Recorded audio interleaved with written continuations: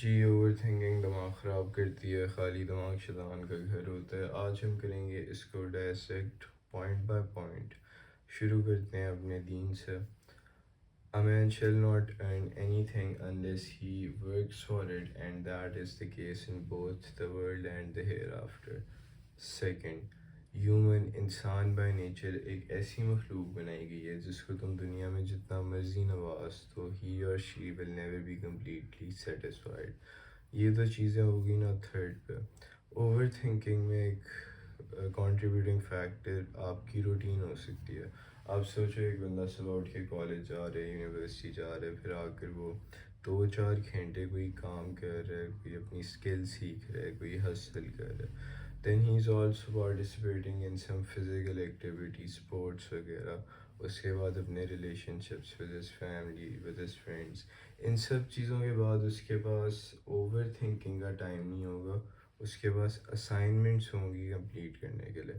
تو یس، productivity does play a big role in this cluster of thoughts that are stuck in your mind، اور پھر آپ اس کو over thinking کہتے ہو۔ خیر، چوتھا پوائنٹ، کمپیریزن۔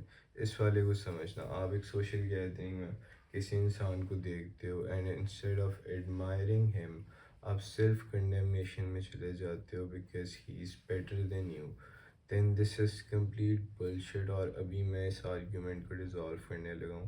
دیکھو، اس جگہ بات آ جاتی ہے انفرادیت کی۔ آپ کو نہیں پتا آپ کے سامنے یہ بندہ اس چیز میں اتنا اچھا ہے تو اس کے فلاز کیا ہیں، اس کی کون سی فیلڈز ویک ہیں جن میں اس سے بہتر ہوں۔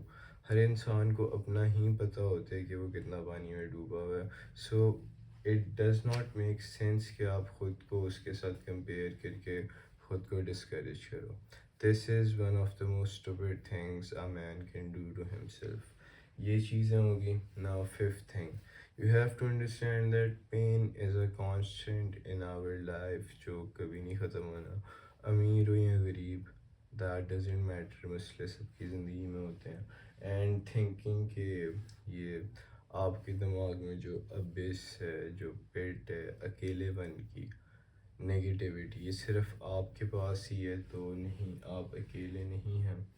انسان کا دماغ ہے ہی ایسی چیز کہ اگر آپ کو اس پہ قابو نہیں ہے تو یہ آپ کو کھا سکتا ہے اکیلے پن میں۔ Death is certain and inevitable, آنی ہی آنی ہے۔ میری پہلی بک، اس کے انٹروڈکشن میں نے صرف ایک ٹاپک کے اوپر بات کی تھی، metaphorical and the physical world.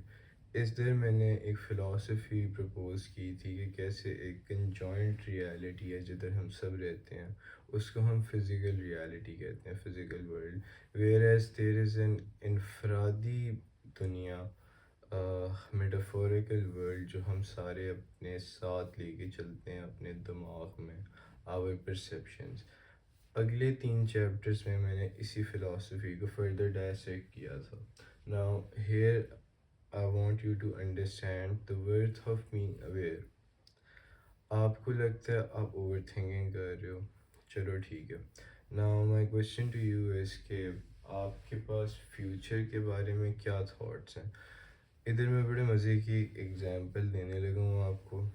آپ کا فیوچر ڈپینڈنٹ ہے آپ کی امیجنیشن پہ۔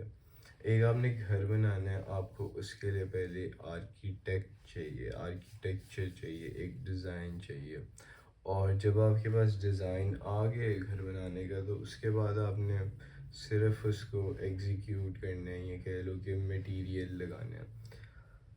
That imagination plays the role of being an architect of your future۔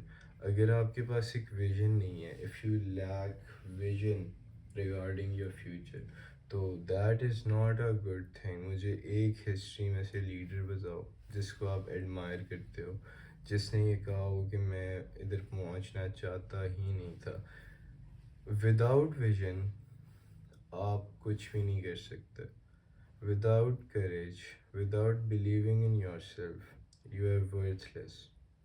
I do not، video ختم کرنے سے پہلے my last statement، I do not fear 100 men turning against me، I do not fear 1000 men turning against me، What I do fear is when my own consciousness starts to despise my existence. اور ایسا ہی ہونا چاہیے. دنیا عارضی ہے اور جانا سب نے قبر میں. اللہ حافظ.